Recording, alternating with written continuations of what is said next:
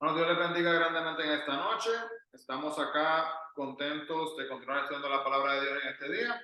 Esperamos entonces que en este momento esté listo y preparado para meternos un poquito más de lleno en las historias que hemos estado viendo acá en la palabra de Dios. Estamos comenzando desde marcha forzada en Josué capítulo 9, así que busque ahí en su Biblia en Josué capítulo 9 y de ahí entonces vamos a estar comenzando de ahí en adelante. Vamos así mismo, hermanos, a orar y de ahí entramos entonces en nuestro estudio en esta noche. Amado Dios, te agradecemos, Padre, por esta hermosa oportunidad. Gracias, Señor, por hablar a nuestra vida, por cuidarnos, por bendecirnos. Pedimos, Señor, que hable a nuestras vidas a través de este estudio. Padre, que bendigas a todos los hermanos que han podido venir acá, que han dado su presencia, Señor, acá en persona. Y que bendigas también a los que vienen en camino, los que están viendo este video luego. Habla, Señor, de una manera profunda, penetra hasta lo más profundo de nuestros corazones y de nuestras vidas.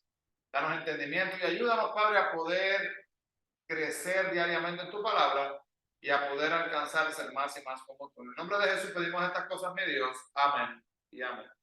Así que, hermanos, hemos ya cubierto mucho terreno, ¿verdad? De lo que hemos estado hablando hasta ahora. Vamos asimismo también a poder en este momento ver un poco más de lo que es lo que sucede cuando el pueblo de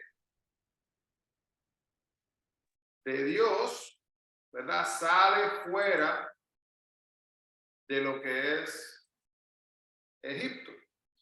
Entonces, si se acuerdan, en ese estudio hemos hablado de un pecado, casi unido con dos, un pecado que a cada rato era el pecado prácticamente favorito, podríamos decir, de los israelitas. Un pecado que muchas veces, hermanos, nosotros no cometemos y a vista así de percepción rapidita, pensamos a veces que no lo cometemos.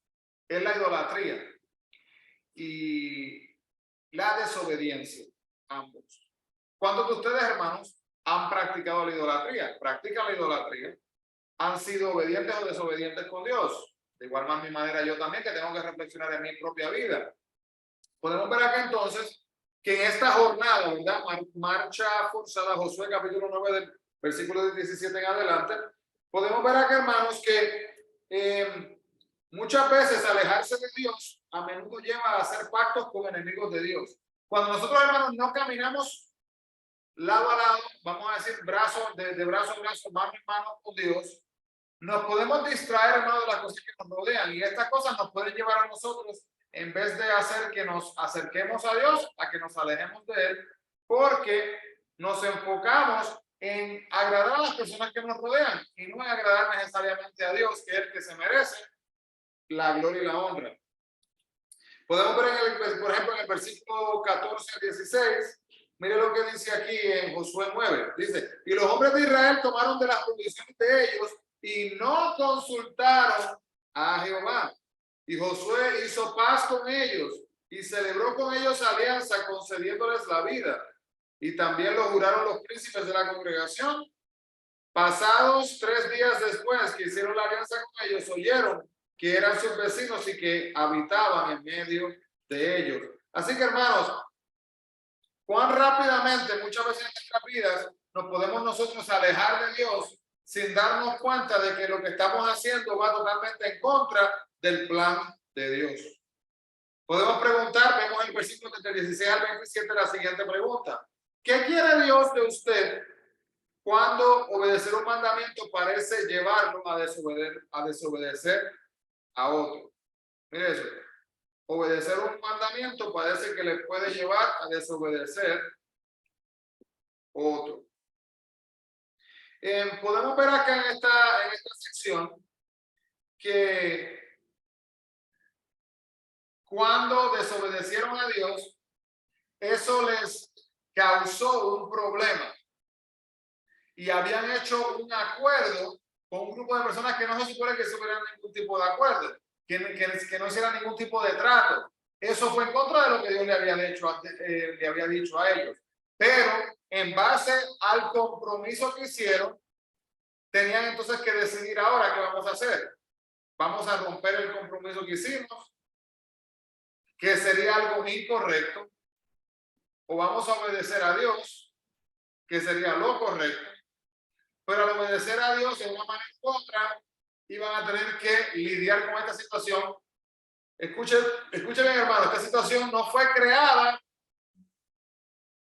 por el enemigo. Muchas veces le atribuimos al enemigo, hermano, ay, mira todos los problemas que tengo que el enemigo me trae a mi vida. Y muchas veces, hermano, nosotros mismos somos personas que causamos que en nuestra propia vida, hermanos, nosotros demostremos y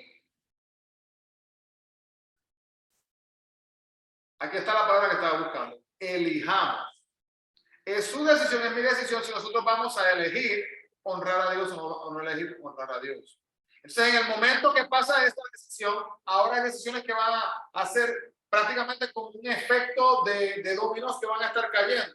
Un efecto que va a desmoronar, ¿verdad? El plan inicial en un aspecto, porque esto no era lo que Dios quería para su pueblo.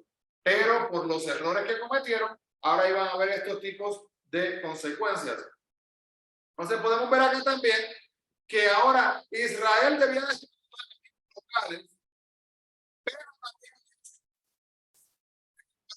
también en el nombre de Dios. Mire qué cosa un poquito contradictoria. La murmuración de la gente fue justificada, a diferencia de la murmuración del desierto, que vemos en el versículo 18, vamos a leerlo aquí rapidito.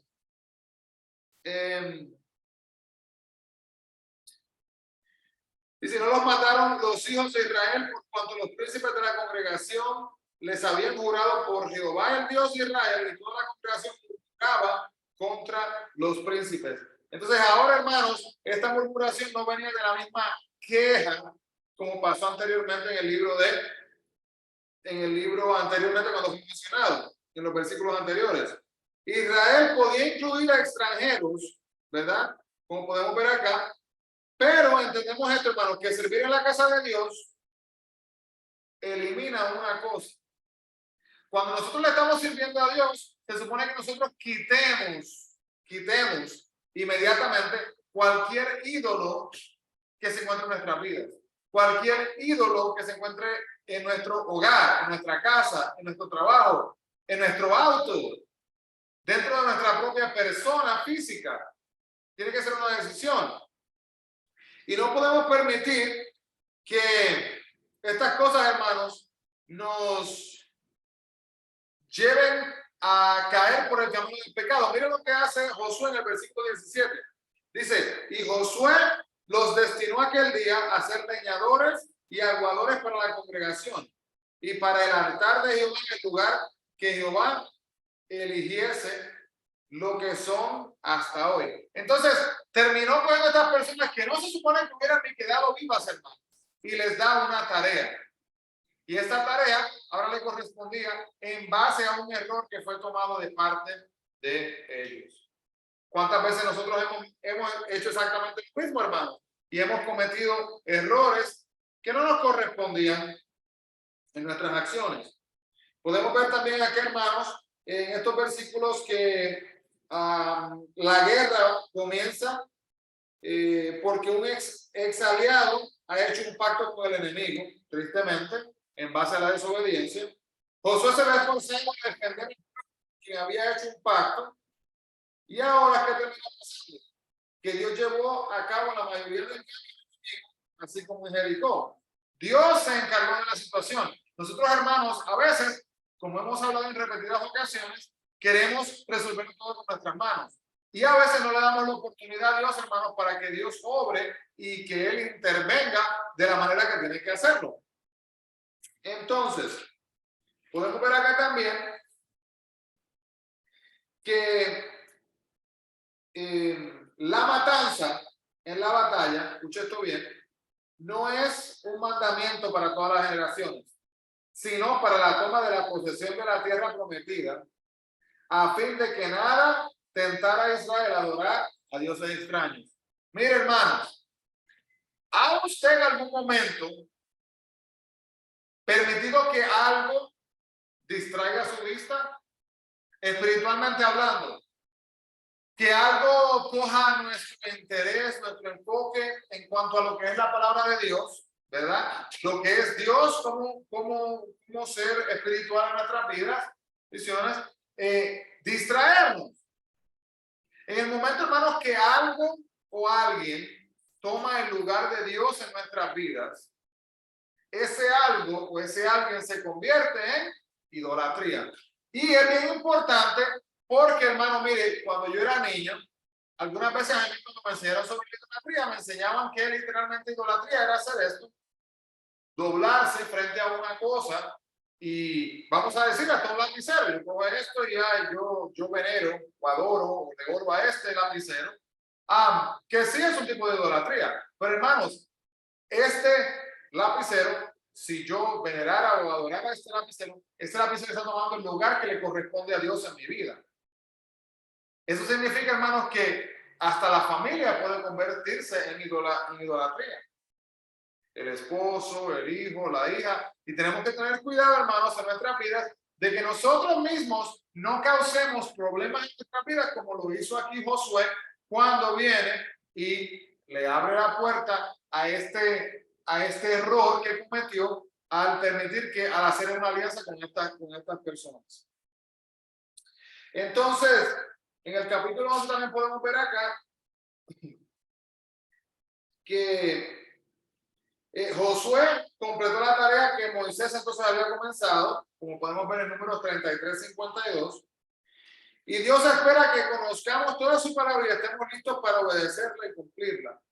Mire aquí lo que dice el versículo 15, el capítulo 11 de Josué. Dice: de la manera que Jehová lo había mandado a Moisés, su siervo, así Moisés lo mandó a Josué. Y así Josué lo hizo, sin quitar palabra de todo lo que Jehová había mandado a Moisés.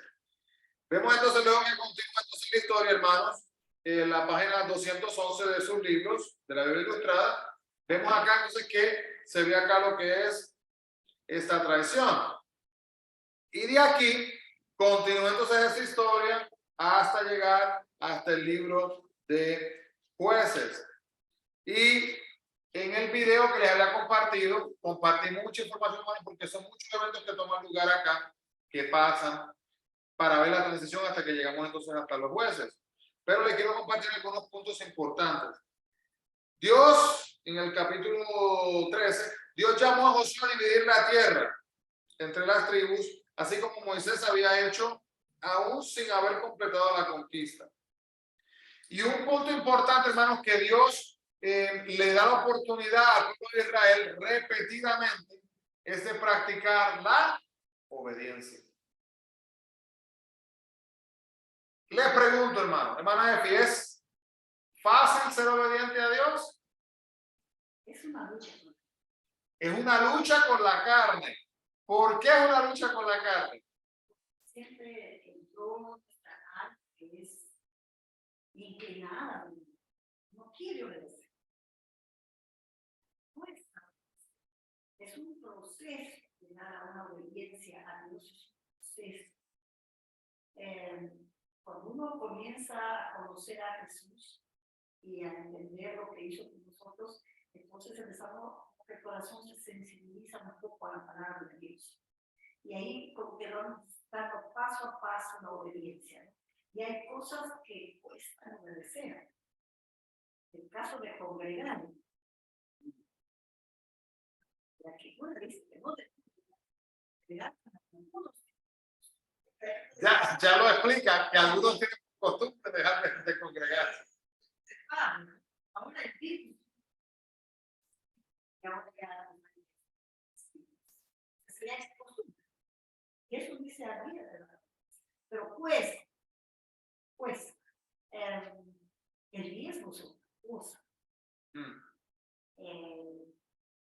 Muchas cosas, ¿no? O sea, hay cosas que tienen, cuesta obedecer solo con una conciencia puesta en Cristo podríamos, con apoyo del Espíritu Santo, a llegar a obedecer a Dios. Amén. Y hermano, la palabra clave que comparto esta semana es la palabra proceso. Va a tomar tiempo. Y yo he escuchado, esto me parece muy curioso, yo he escuchado a gente decir que es súper fácil obedecer a Dios. Yo he escuchado a gente decir eso. Y yo me pongo verdaderamente a meditar. Y para que sea súper fácil, significa, hermano, que esa persona, es como decir, es súper fácil que yo coma saludable y que yo esté a dieta todo el tiempo. Es súper fácil. Si en mi mente yo defino dieta como comer pastel, helado, caramelos, pues es súper fácil, ¿verdad? No tengo que hacer ningún tipo de nada. No tengo que cambiar nada. Yo conozco gente que dice, bueno, yo voy a poner a dieta. ¿Cómo sí, qué tipo de dieta? Sí, voy a dejar de tomar café. Esa es la dieta. Y todo lo demás se queda igual. Entonces, es lo mismo, hermano. La obediencia hacia Dios requiere compromiso. Y ese compromiso va a llevarnos, por ejemplo, a que quizás hoy llegué a mi casa y quizás estoy cansado y quizás no quiero venir al templo, no quiero venir al servicio porque quiero quedar en mi casa durmiendo. Pero qué curioso, hermanos, que si le toca la puerta, ya tiene planeado que no va a venir a la iglesia, pero viene alguien y le toca la puerta. Mire, hermano, por favor, que es que tengo que ir a buscar una nevera en casa de alguien, y de repente apareció la energía de la nada, ¿verdad? Hay servicio, está nevando. Ay, no, voy a ir yo con la nieve. Pero hay 3 pies de nieve y hay que trabajar. Eso queda limpiecito, ¿verdad? Y entonces, hermanos, sin querer queriendo, tomamos una actitud la cual, en vez de acercarnos hacia Dios, nos aleja. Y mire esto bien, madre, padre, esposo, esposa, escuche esto. Podemos ver en los versículos, en el versículo 22, déjeme hacer un rapidito. Dice aquí, por ejemplo, el versículo 22 del capítulo 13 dice, también mataron a espada a los hijos de Israel a Balaam, el adivino, hijo de Beor, entre los demás que mataron, tratando de quitar, ¿verdad? Quitar del medio cosas que podían servir como obstáculos para las demás. Y mire esto, hermano, escuche bien, y preste mucha atención a este. Dios enfatiza el castigo de aquellos que llevan a su pueblo a alejarse de él. Hermanos, eso se dice fácilmente, pero escuche bien, ¿qué tal si usted y yo somos personas que causamos esto? Si yo soy una persona que estoy causando que una persona se aleje de Dios, y esto es una cosa súper importante, porque mire, hermano, usted como esposo, usted como esposa, se supone que estemos, no vamos a ser perfectos, pero que estemos aspirando en nuestra vida poder honrar a Dios con nuestra vida, y que cuando que sea que nuestros niños nos ven, que nuestra esposa nos ve, ¿verdad? Que nuestra familia nos vea, que veamos que sea que hay un esfuerzo de nuestra parte en hacer lo correcto. No va a ser perfección, pero sí va a ser un esfuerzo de honrar a Dios con nuestra vida y entender, hermano, una palabrita que muchas personas detestan. Una palabrita que muchas veces se menciona en las iglesias que comienza con la letra H y termina con IA. Y suena como hipocresía, ¿verdad? Yo conozco mucha gente que dice, no, yo a la iglesia no voy. ¿Por qué? Porque en la iglesia lo que hay son muchos hipócritas. Dice la gente así. Ay, llegando a Orendi y escuche y decimos que en la iglesia hay muchos hipócritas, dice la gente. Y dice, ¿pero por qué usted dice eso? No, porque es que cuando vienen y me hablan y me hablan de la palabra de Dios y me invitan a la iglesia, pero yo conozco a esa persona y yo sé que la semana pasada le robó al vecino o le robó al empleado o puso en el trabajo que se había quedado 2 horas más, que eran mentiras, no se quedó 2 horas más y cosas así. Entonces, hermanos, nosotros mismos no le damos testimonio a la gente. Escuche bien, una de las cosas que más a mí no voy a decir, no sé si es la palabra preocupa, me causa más, me hace pensar esta situación, que yo llegue al cielo y estoy en el cielo. ¡Ey! Estoy en el cielo de Dios. Y mientras estoy en el cielo, me llama Jesús y me dice, ven acá. Y yo voy a donde Jesús. Ay, Jesús. Me dice, mira, quiero mostrarle algo. Digo, sí. Y desde el cielo miramos y me hace así Jesús y me dice, mire, usted ve a aquella persona, esa se perdió por su culpa. Imagínese esa conversación. Y aquella otra, oh, mire aquella, recuerda que trabajó con usted y usted nunca le dijo nada. Y aquella otra, mira, ve aquella. Sí, aquella era su vecino o su vecina y usted nunca le dio ejemplo de ser un buen cristiano. Nunca le dio ejemplo. Y mire, y este que está aquí estaba luchando entre si me servía y no. Y no me servía. Y cuando estaba a punto de decidir servirme, usted salió de su casa y se puso a discutir, a gritar barbaridad. Y dijo, pues si eso es ser cristiano, yo no quiero saber nada de Dios. Y por eso te allá abajo. Hermano, imagínense usted, imagínense. ¿Cómo nos sentiríamos nosotros? Estoy en el cielo. Pero uno no se sentiría bien. Saber que nuestras propias acciones, nuestras propias palabras han llevado a la gente a alejarse de Dios en vez de acercarse a sí mismo a Dios. Dios elige que algunos le sirvan sin la carga de posesiones materiales también, como podemos ver. Y también acá, así como Dios tuvo un plan de batalla para tomar la tierra, también tuvo directivas explícitas para dividir la tierra en lo que fueron las tribus. Si usted, hermanos, ve en la página 12, 212 personas de su libro, porque ahí pueden ver en su libro, aquí tenemos el mapa, ¿verdad? Y ahí es cuando entonces cogen el territorio y lo dividen en ese momento y asignan a qué persona, qué lugar le correspondía entonces en base a donde se encontraban. Entonces, vemos también acá que luego Dios usó a Josué y a Eleazar y a los líderes de la tribu para repartir la tierra, mientras que los gobernantes por lo general a veces tratan de tomar la tierra o quitarla al pueblo para beneficios propios, buscando lo que es el bienestar de la persona, ¿verdad? Como dijo hermana F anteriormente, el yo. ¿Qué saco yo de esto? ¿Qué bendición va a tener para mi persona? Y seguimos entonces aquí en Josué 17. Miramos aquí también que la división de la tierra preparó el escenario para los problemas de Israel. Escucha esto, por el resto de su existencia. Hermano, en el día de hoy, cuando yo fui a Israel, yo pude ver con mis propios ojos, escuchar y ser partícipe de los desastres que han sido creados a través de las decisiones malas que fueron tomadas. Hermanos, regresando hasta el momento de Abraham. Cuando Abraham y Sara tuvieron la brillante idea de que iban a ayudar a Dios, permitiendo, entonces, ¿cómo vamos a ayudar a Dios? Porque pues Sara no estaba dando luz. Viene entonces, tiene relaciones sexuales a Abraham con Agar. Viene y queda embarazada, nace el hijo, que es Ismael. Y ahora de repente, qué cosa curiosa, ¿quién es el primogénito de Abraham? ¿Qué significa primogénito? Primero. Así que técnicamente, en base a la definición de la palabra, ¿quién es el primogénito? Técnicamente es Ismael. Pero el hijo de la promesa no era Ismael. Dios le había dado direcciones explícitas a Abraham que iba a ser con su esposa. Entonces, el hijo de la promesa es, ¿cómo se llama? Isaac. Entonces tenemos acá que Isaac, y acá tenemos a Ismael, y ahora hay una discordia, y luego problemas en la familia. Ustedes se acuerdan de esta historia que ya la habíamos hablado anteriormente, y entonces se tienen que ir. Pero vamos a meditar, hermanos. Eso fue hace 20 años atrás.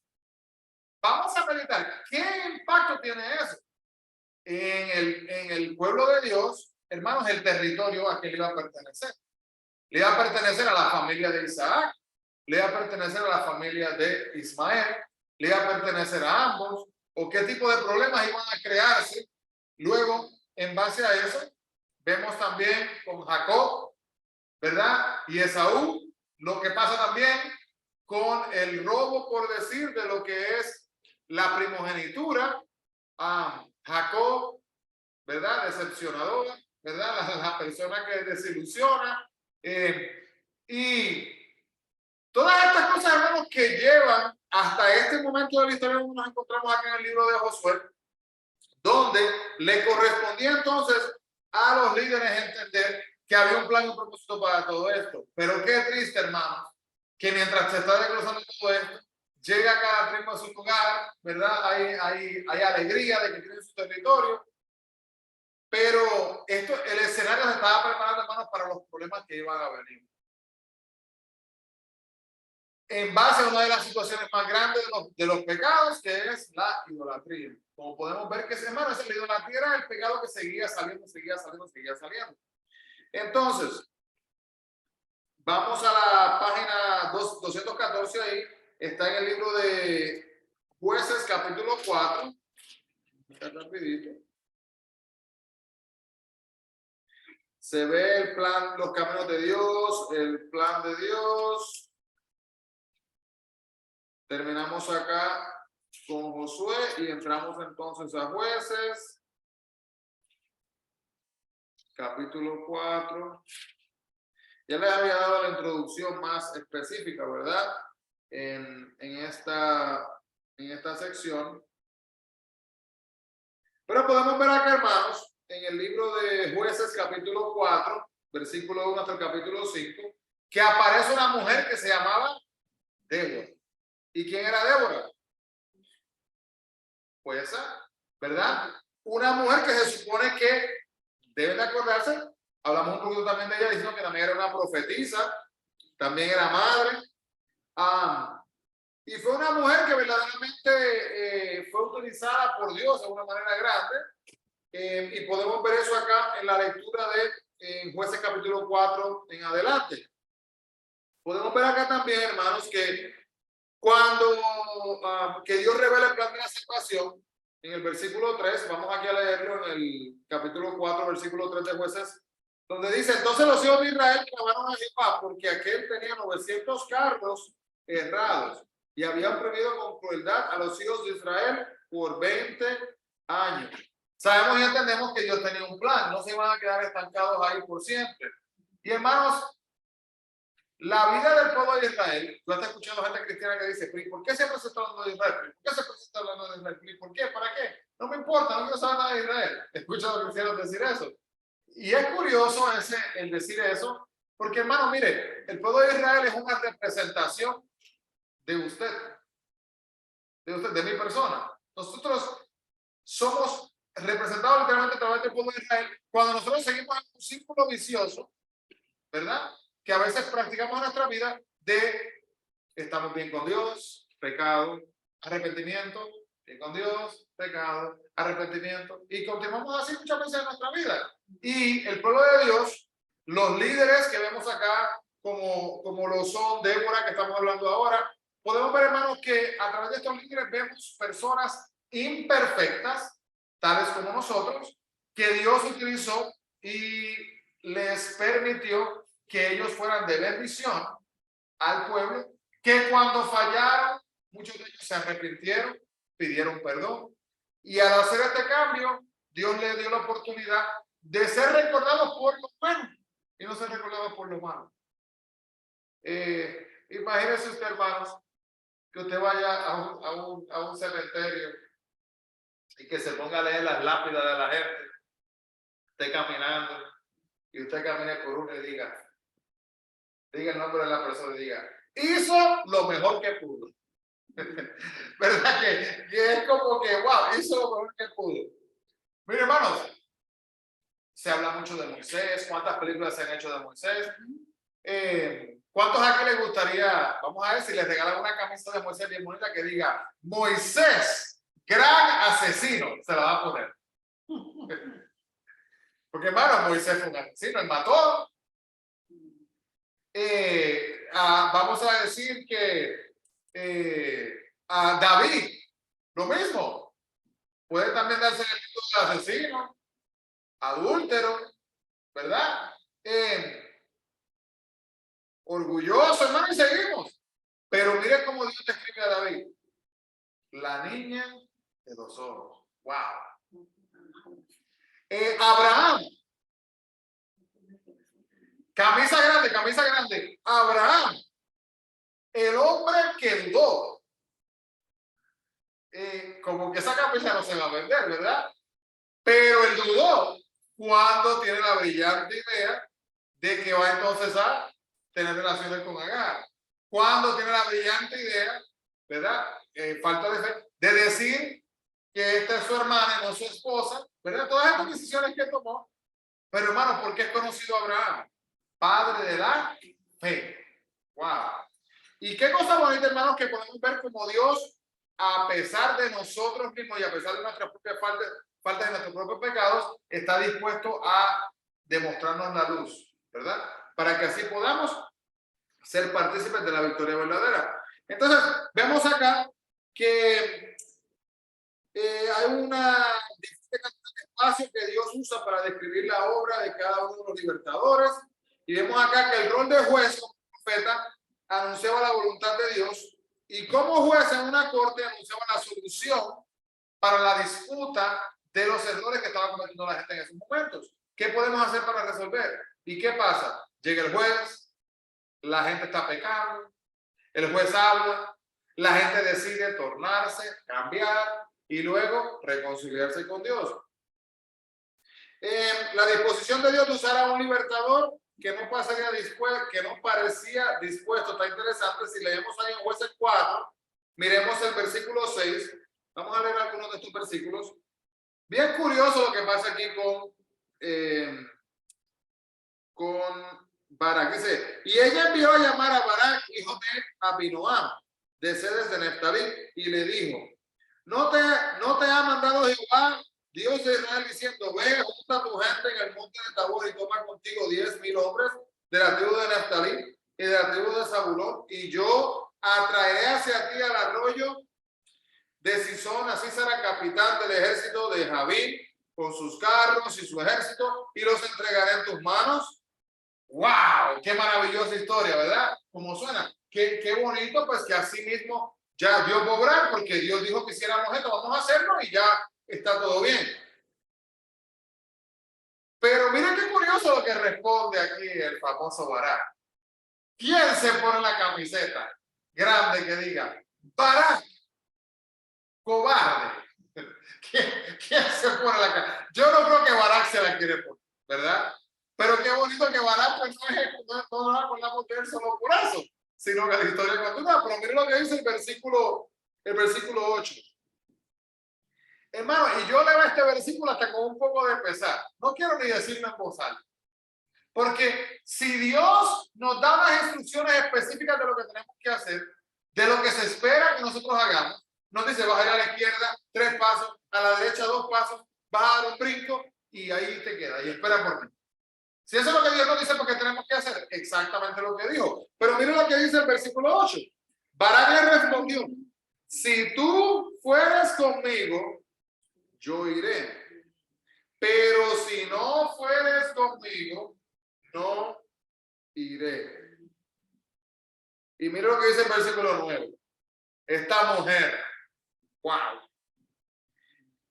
Ella dijo, iré contigo. Pero miren cómo lo dice ella, qué curioso. Léalo ahí, léalo. El 9.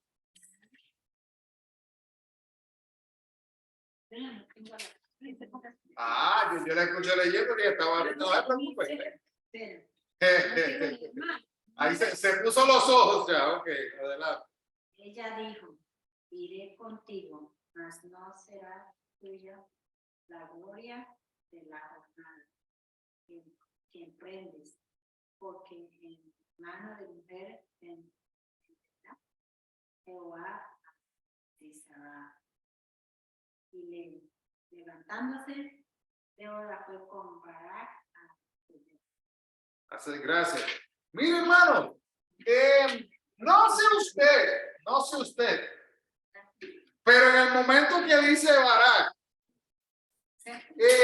si fuera conmigo yo iré, pues dice Barak, bueno, ya está dispuesta a venir, está todo bien, pero Débora explicó explicó muy bien y ella dijo, ok, yo voy a ir, pero quiero que entiendas que no será la gloria, porque en manos de una mujer le está diciendo, y quiero que entiendan, hermanos, eso era algo no común.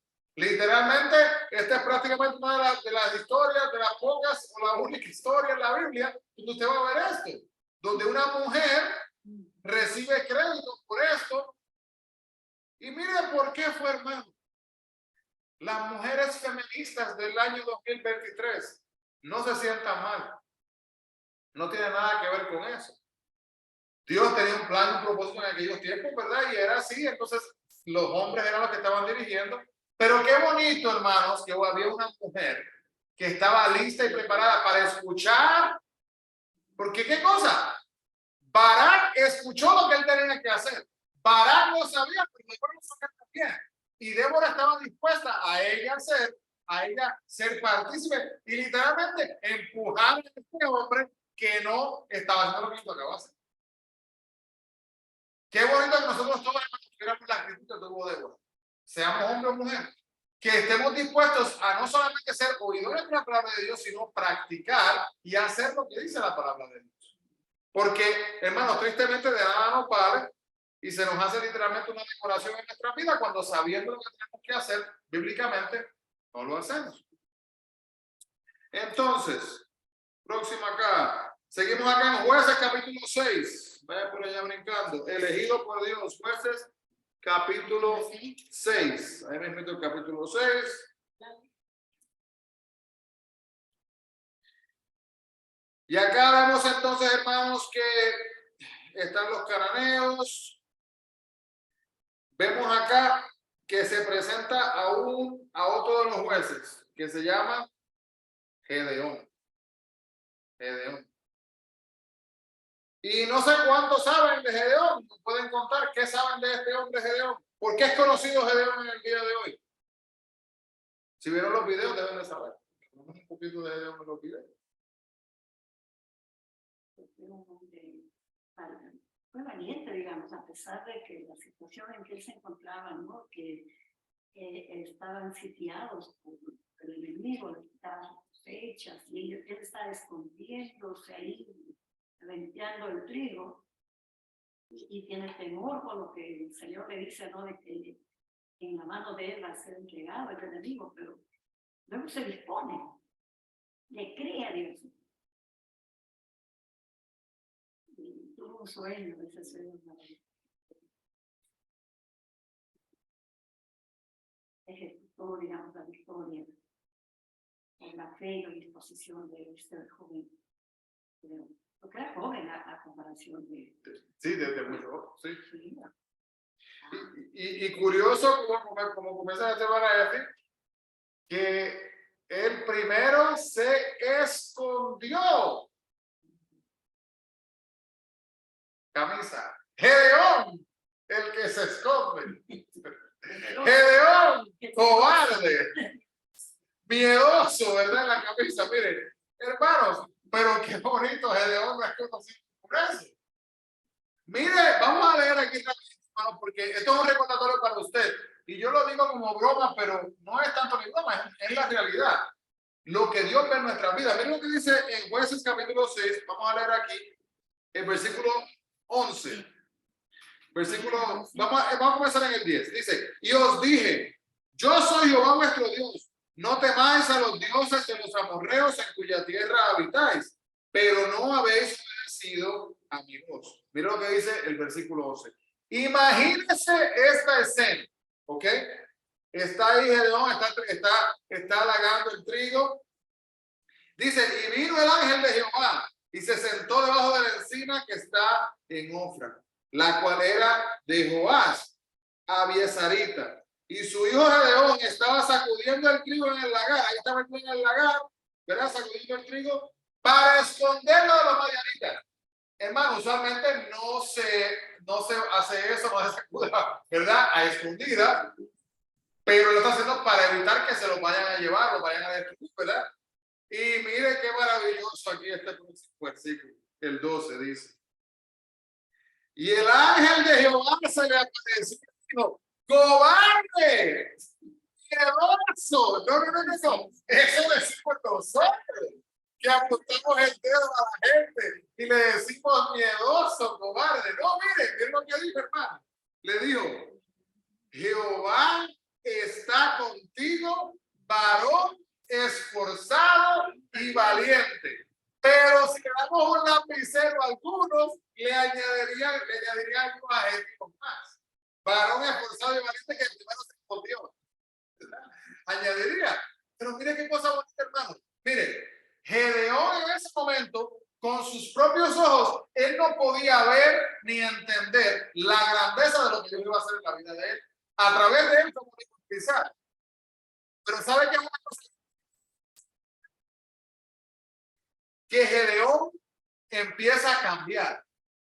Gedeón empieza a, escucha la palabra, que nos dice la palabra de Dios, a despojarse, ¿verdad? A quitarse de encima esas cosas negativas que lo que querían era mantenerlo atado, mantenerlo esclavizado y no permitirle que él pudiera así salir libremente para caminar a hacer lo que Dios deseaba de su vida.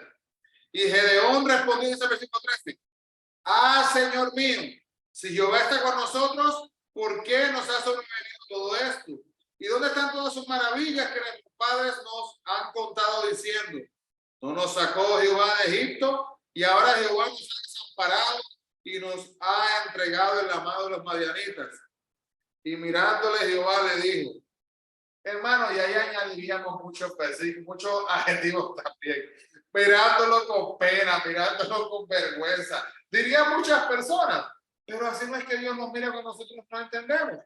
Dice, le dijo, hermano Jehová, ve con esta tu fuerza y salvarás a Israel de la mano de los madianitas. Y mire qué pregunta maravillosa la siguiente. No te envío yo. Mire, hermano, ya uno no necesita nada más. En Puerto Rico usamos la famosa frase, el que invita, paga. ¿Verdad? Dios ya le dio el boleto. Aquí está el boleto. Váyase para allá. Mire, hermano, ¿y dónde voy a dormir? No importa, porque Él se va a encargar de todo. Y entonces, hermano, empezar a caminar y luego mire cómo responde aquí el versículo 15. Dice, entonces le respondió, Señor mío, ¿con qué salvaré a Israel? Como cuestionamos nosotros, no entendemos y cuestionamos, ¿verdad? He aquí que mi familia es pobre en Manasés y yo el menor en la casa de mi padre. Jehová le dijo, ciertamente yo estaré contigo y derrotarás a los madianitas como a un solo hombre. Mire, hermano, la imagen, madianitas con S, ¿verdad? Son muchos. Y va a ser, número uno, el tiempo futuro es un hecho. Los derrotarás. No es que quizás, es que lo va a hacer. Y va a ser como luchar contra de uno, que no son uno. Son muchos, ¿verdad? Y luego ahí dice el próximo versículo, y él respondió, yo te ruego que si haya adorarse delante de ti, me des una señal de que tú has hablado conmigo. Te ruego que no te vayas de aquí hasta que vuelva a ti y saque mi ofrenda y la ponga delante de ti. Y él respondió, yo esperaré hasta que vuelva. Hermano, y luego viene versículo 19, y entrando Gedeón preparó un cabrito y panes sin levadura de un efa de harina, y puso la carne en un canastillo y el caldo en una olla, y sacándolo, se lo presentó debajo de aquella encina. Entonces el ángel de Dios le dijo, toma la carne y los panes sin levadura, y ponlo sobre esta peña, y vierte el caldo, y así lo hizo. Y extendiendo el ángel de Jehová el báculo que tenía en su mano, tocó la punta de la carne y los panes sin levaduras, y subió fuego de la peña, el cual consumió la carne y los panes sin levadura. Y el ángel de Jehová se desapareció de su vista. Viendo entonces Gedeón que era el ángel de Jehová, dijo, Señor, que he visto al ángel de Jehová cara a cara. Pero Jehová le dijo, pasa a ti, no tengas temor, no morirás. Y mira lo que dice, que bonito el versículo 24. Mire el cambio, hermano, mire el cambio que hubo de una persona que desconfiaba en una persona que temía por su propio bienestar, por su seguridad, ¿verdad? Por su vida cotidiana, hermano, No podía preparar comida en paz. Mire eso. Mire este versículo. Y edificó allí Gedeón altar a Jehová y lo llamó Jehová Salón, el cual permanece hasta hoy en Ofra de los abiezeritas. Mire, hermanos, si usted regresamos y miramos en el versículo 13 que leímos hace unos minutos atrás, dice esta frase. Dice aquí, dice, mire lo que dice en la mitad del 13. ¿Y dónde están todas sus maravillas que nuestros padres nos han contado? Mire, hermano, en ese momento, ese Dios era el Dios de sus padres. Era el Dios de las historias, de los cuentos. Pero aquí cuando acaba, en ese momento para Gedeón, ahora era el Dios de Gedeón. Pudo reconocer y físicamente crear este altar, reconociendo que verdaderamente era el Dios verdadero. Mire qué cosa, hermano. Y esto es algo triste, que muchas veces en las iglesias, la gente va a la iglesia para servirle al Dios de la madre, o al Dios del padre, o el Dios del hermano, de la hermana. Personas que van a la iglesia porque sus familiares son cristianos y van por cumplir, pero no le están sirviendo a Dios verdaderamente porque reconocen o entienden quién es Dios verdaderamente. Nosotros tenemos que entender, hermanos, que por eso yo siempre uso la frase, tenemos que buscar una experiencia con Dios. Cuando tenemos esa experiencia como la tuvo Gedeón, mire, hermano, no hay quien le borre a usted el hecho de que Dios es real. Nadie se lo va a quitar. Es una oportunidad verdadera, una oportunidad real de poder entender, hermanos, que qué pasa en nuestra vida cuando demostramos fidelidad a Dios y amor hacia Dios y comparamos eso con la desobediencia hacia Dios, que podemos ver del pueblo de Israel también. ¿Qué diferencia que podemos ver ahí?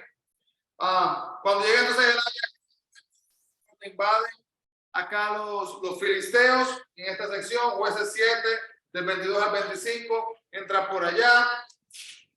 Podemos ver entonces acá, hermanos, que en estos momentos, lo que les había dicho en la página 225, tenemos que la montaña rusa del pueblo de Israel. Israel desobedece a Dios, consecuencia del pecado, pide ayuda, Dios salva. ¿Y qué pasa próximo? Israel desobedece a Dios, consecuencias del pecado, pide ayuda y ¿qué? Dios salva. Hermano, y sigue así repetidamente. La montaña rusa del pueblo de Israel. Y luego entonces así brincamos rapidito, Jueces capítulo 13, el tiempo avanza. Aquí pasamos en el video un poquito de tiempo hablando sobre sobre Sansón.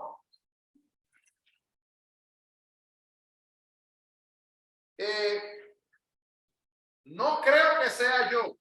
Si usted no ha leído la historia de Sansón en la Biblia, hermano, le animo a que la lea. Es una de las historias que yo la leo como con un poquito de temblor y temor, porque yo me pregunto, wow, como este hombre le hablaba a Dios.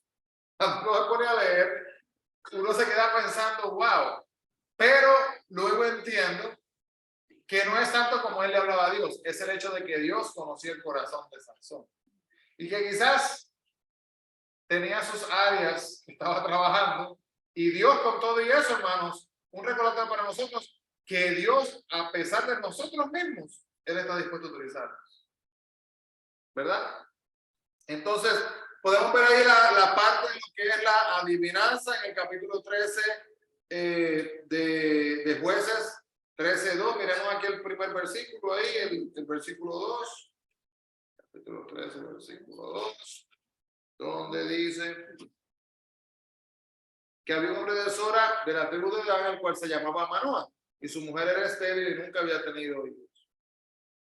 Y aunque su mujer era estéril, hermanos, Dios le da la habilidad a ella, ¿verdad? Cuando se aparece un ángel y le dice que va a tener un hijo en el versículo 3, le manda en el versículo 4, ahora pues no me vino ni sidra ni comas cosa inmunda, ¿verdad? Y versículo 5, importantísimo.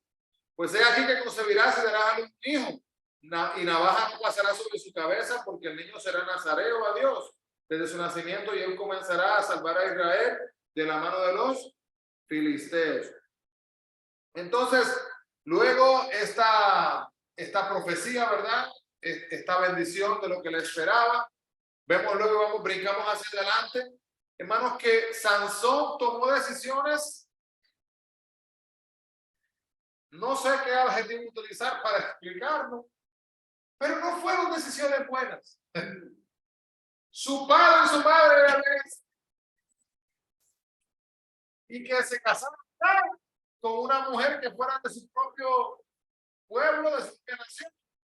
Pero ¿qué hace? Mira para allá, donde no tenía que mirar, y empieza y se enamora de uno de allá. Y luego, una de las cosas más sorprendentes, yo soy padre, que Dios nos ampare y nos ayude.